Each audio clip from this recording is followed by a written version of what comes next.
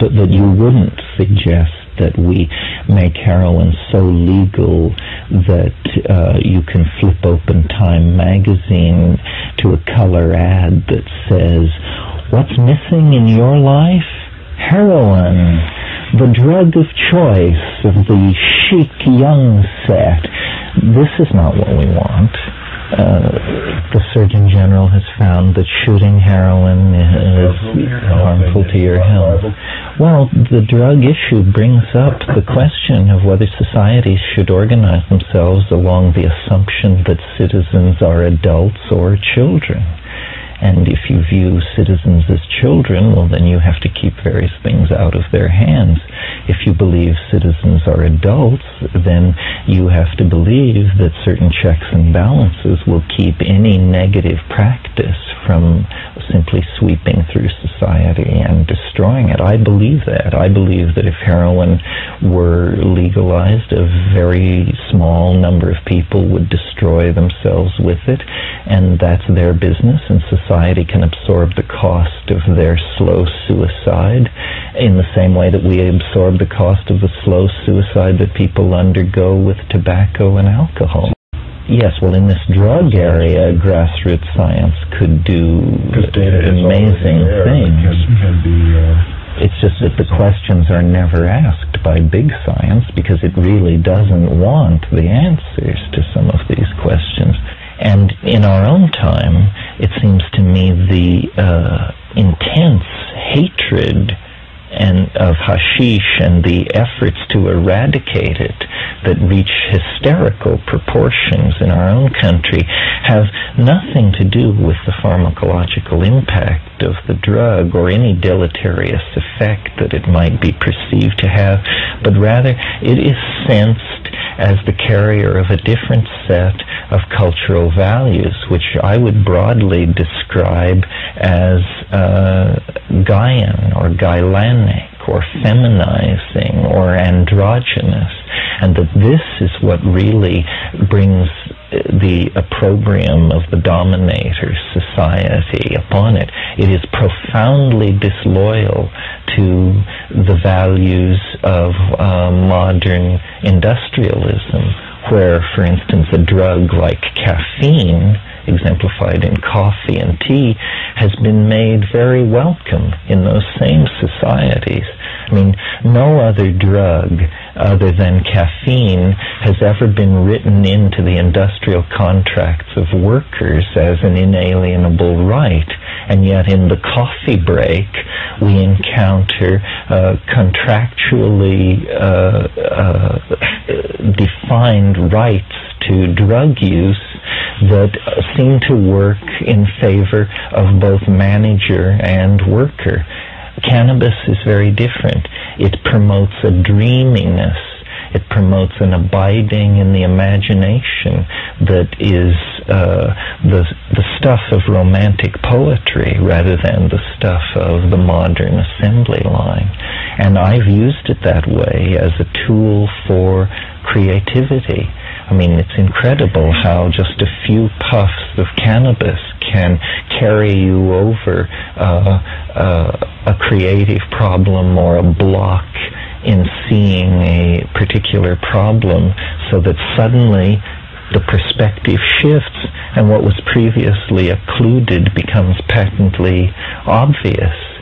So I think that there's a great argument for above and beyond the well-known and familiar arguments for legalizing this drug, that it would provide revenue for governments, that it would decriminalize a class of people who, if it weren't for their devotion to cannabis products, would be seen to be among the most law-abiding of all classes within society. These arguments are familiar and have been made very eloquently by other people.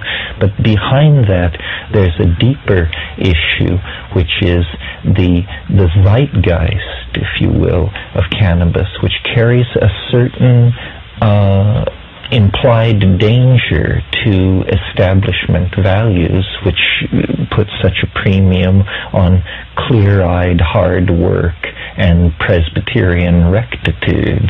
Actually, it hasn't. I'm interested in the question. It has to be said that cannabis is chemically complicated. It's not simply one cannabinol. There are a number of these cannabinoids, and various strains have various ratios and proportions of these things. But, for instance, I find when I'm writing books that I can only write for about 3 hours, and then either the day is finished for work, or I smoke hashish, and 20 minutes later I'm ready to go 2 hours more at it. And I can do that twice in a day. If I judiciously control my intake of cannabis, it gives me a second wind and a third wind to go forward with creative activity. Now, if you just sit down and smoke into stupor, you're not going to be able to do this. But if you just stop this now tiresome and boring activity and have a couple of puffs, and then you sit and you have a few interesting thoughts, and you feel completely revitalized and able to go back to it. And I've noticed this not only with creative work, but with physical work. For instance, if I'm stacking wood, I'll stack half a cord of wood, and then I'll either think, well, I'll finish stacking it tomorrow, and then I'll go in and smoke some cannabis. And a half hour later I'll say, well, why wait till tomorrow? I'll just go and finish it right now. I think you all know Paul Bowles' book, or the statement that a puff of keef makes a man strong as 20 camels in the courtyard. There's something to this. It's not simple. It can turn you into a stupor, sort of lazy, loutish person. On the other hand, it can allow you to do very hard work for very long periods of time. So you sort of have to manage it. And I think a lot of people don't learn to manage it. One of the things that's always put against marijuana is that it destroys short-term, or it destroys your memory. Well, I dare say I have a prodigious memory, and I'm the heaviest smoker I've ever known, and my memory for dates, names of painters, writers, literary and scientific minutiae, odd vocabularies in specialized areas is very great, and I don't credit cannabis with that, but I certainly can't believe that it has damaged my ability to do this. Now, it is true that sometimes in a conversation you will lose your thread, but on the other hand, it gives you an equal power to brilliantly fake the situation and to pick up the thread and re-stitch together the narrative. The other point I might make that we haven't mentioned yet, or 2 points actually, is that I think it gives an extraordinary verbal facility. And this is actually what won me to it in the first place.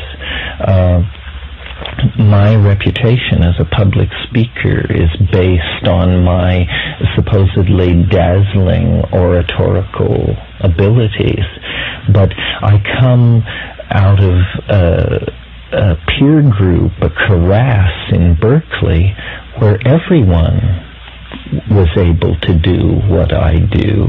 Everyone seemed to be able to hold forth for hours on the most arcane subjects. And in fact, when I got into cannabis, the style of doing it that I enjoyed most was I ran a kind of cannabis salon, as it were. And people came and they smoked and they talked and talked and talked.